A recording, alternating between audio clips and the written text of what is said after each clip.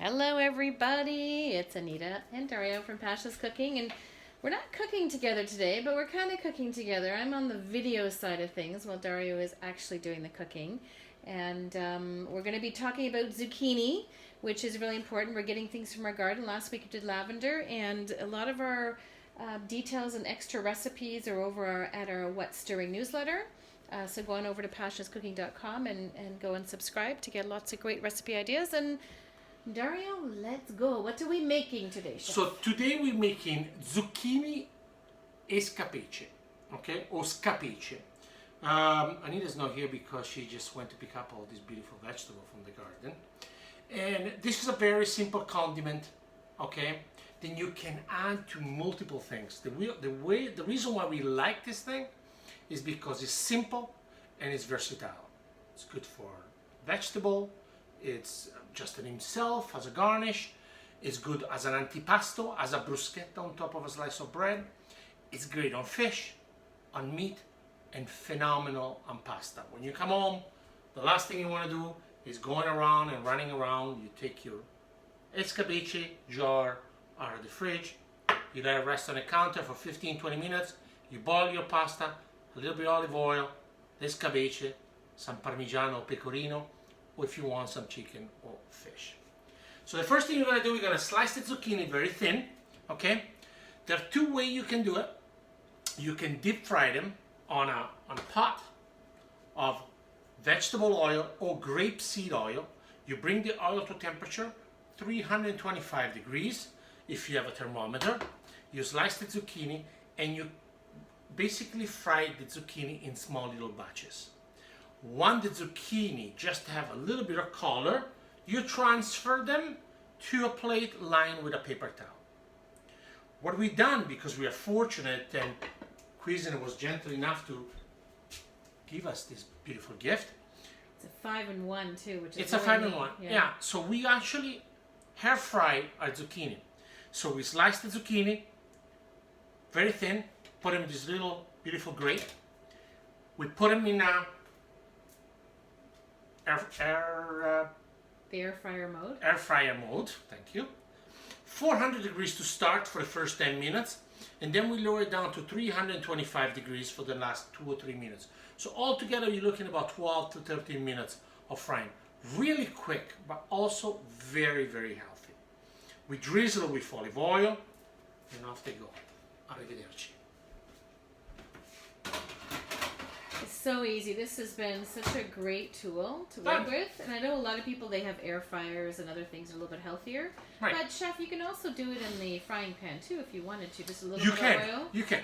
Absolutely. Yeah. Absolutely. Yeah. That's right. So that's the deep frying. It probably is more unhealthier way. What do you say on the pan? What Anita was trying to tell you guys is you grab a non-stick pan, a little bit of olive oil. Okay, you let the olive oil get really hot, and then you saute the zucchini. Just remember the zucchini are like sponges. So sometimes I will put 3 tablespoons of olive oil for this amount of zucchini. Why? Because the zucchini absorb absolutely everything. They're like sponges. They're the same thing like eggplant or mushroom. You need a lot of oil in order to make sure that they're cooked properly. So once you have them this color beautifully, okay, this is the healthy way. You want the brown too. Some people think that's not the way you want it, but that's how you know what? When you fry something, it's like when you have in a French fries. Do you like a French fries and it's not with color? No, you want a little bit of color in it. So then what we're gonna do, we're gonna have a clove of garlic.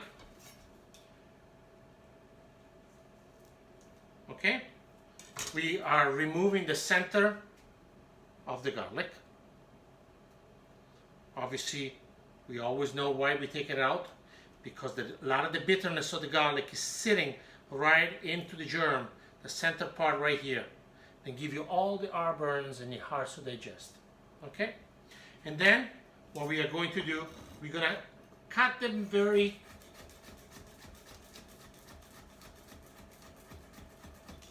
thin like that. We want still the flavor of the garlic. I am not a big fan of chopping garlic because as soon as you chop the garlic, you're losing a lot of the flavoring. Garlic is aromatic. People sometimes put way too much garlic and then mix it too strong. We remove. You mean squeezing the garlic? Because you just chopped it there. Chopped it. You don't want to. No, I sliced it. Oh. Chopped it when you chop it really fine, almost like a puree. Here we have. Okay. You see, I want to show you, like a little sliver of garlic. Because like some people would think that's chopping it, and that's no, why I wanted to confirm. This is just really slivering. Okay. It's important because all the nutrients remains in it. Because if you start chopping it, all the nutrients are going to be on this knife, not on it's even like the garlic press too, right? If Correct. you do that, then Correct. it's, yeah. Same thing goes for the herbs. You know, we got equal part of basil and mint here that we're gonna put inside here. And same idea. I'm using it in my hands. I'm not really too finicky. I don't want to use my knife to chop them because otherwise I'm gonna remove all the chlorophyll and all the flavor of the basil and of the mint. Okay? Okay, so I got basil, mint, garlic. So which is great. So now we have the freshness of the dish. Now we need a little bit of heat. We want to add some chives too, right? We're gonna add a little bit of chives. Thank you. Well, I just thought over to the side there, and I just So wanted to... we're gonna add. That's how we cook together. We remind each other. This is fresh peperoncino. You can use chili flakes. We have peperoncino from our garden. Then we can blister and we put them under oil. You can use some simple chili flakes, but because we have them, we like to use them. It gives a little bit of heat. Then we can add the chive inside, fresh chive from the garden. And all the ingredients are going to be in the recipes with the full Absolutely. quantities Yep. at pashascooking.com. Here we go. So look at that. Beautiful.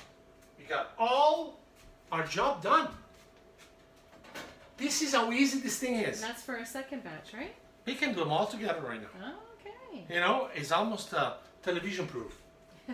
Now, there is if you like to, you can add maybe a zest of a lemon, a zest of an orange, whatever you want to do. But at this point in time, I don't want to just keep it like that. So I mix all my herbs. Now I'm adding the acidity, which is the important part, that's the preserving part. And I'm using some white wine vinegar. I'm not going to use them all. Okay? And this is basically the curing of the zucchini. I'm going to add the zucchini.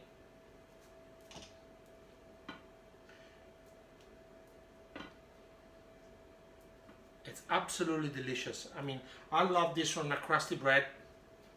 If you go in the south of Italy, for example, they do this crostini of mussel or clams. Not for Anita because she's not a big fan of clams, unfortunately. Okay. I can't have clams. I do like them. You like them, but you cannot have them.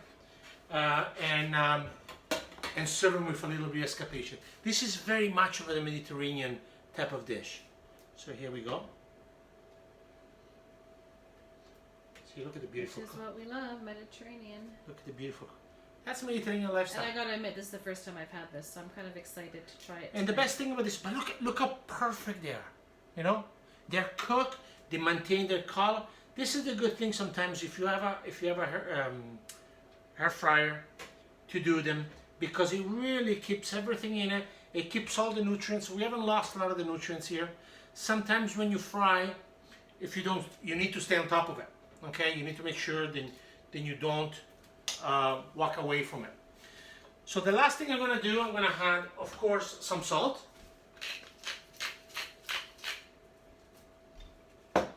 And some black pepper. We're going to drizzle with some olive oil because we can't go without it. It's always when I think you're gonna stop, you always add more. And that's it. So now what we're going to do, we're going to really marinate everything together. Look at this. Look at this deliciousness. I want to remove this one. Water is in my mouth right now. Okay? In Italy we say l'acquolina in bocca. Okay? Simple job like that. Watering in your mouth? Yes. Simple job like that. Okay? Look at that. Or do you need just to let it sit and keep mixing it for a while before you put it into the I'm jar? actually going to put it directly in the jar. Okay. I'm actually going to put it directly in the jar. Because at this point in time, it doesn't need anything else. But I want to show you. And we're going to be doing lots more preserving coming up too. I know we did some last year, but... This is the time. This is the season that we are coming. But have a look. How beautiful this thing is. Oh, it looks yummy. Isn't it beautiful? Okay. So what I like to do, I'm going to show you a small little jar here. Okay. And I love this thing. Love it. So I'm going to get my zucchini. So you would make pasta, put a little bit of oil on it, and then put that on top. Absolutely. Absolutely. Let's make sure we don't make too much of a mess. So to me, this one is everything you want on a plate of pasta. So look at that.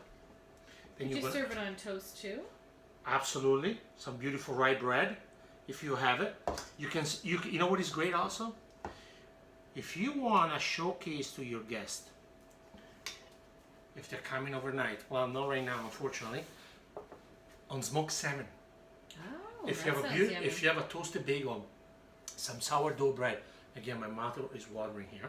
Okay, and you put a little bit of this caprese on it. It's delicious. Okay, very simple again to do it. So I got my little jar.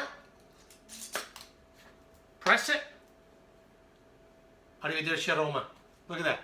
Simple escabeche zucchini. I put them on the fridge before I use it. Okay, the minimum should be 3 hours before we even use it, because you really want everything to really marinate. What I normally do, we make 5-6 jars at a time. We put them in the fridge. We leave them there 3-4 weeks. Okay, and then we keep doing it until we are sick of it. I don't think so. We love our food. That's awesome, Dario. Thank you. I mean, we're doing a little bit different this time because I'm behind the camera, but well, with the new times, we need to. In all fairness, I done the easier part. Anita's been fertilizing. What do you say? No, what do you say? Cross-pollinating. She's been cross-pollinating all her zucchini flower, because on our garden, unfortunately, we can't show you, but we have zucchini, we have beautiful squash. So she's been cross-pollinating some squash. We attempted with tomatillo, so we're gonna make maybe some tomatillo salsa, maybe for the winter. Cucumber, for cucumber pickles. So we have a lot of things coming up. So come on over to Pasha's Cooking and subscribe for our newsletter, where we'll be having a lot more details on different recipes with your garden, being sustainable, cooking together, all kinds of information about our International Dinner Club and the exciting things we're doing there. And like and subscribe to this. We appreciate all your love. Stay tuned. Keep cooking. Bye, everyone. Ciao, everyone. Pasha's Cooking out.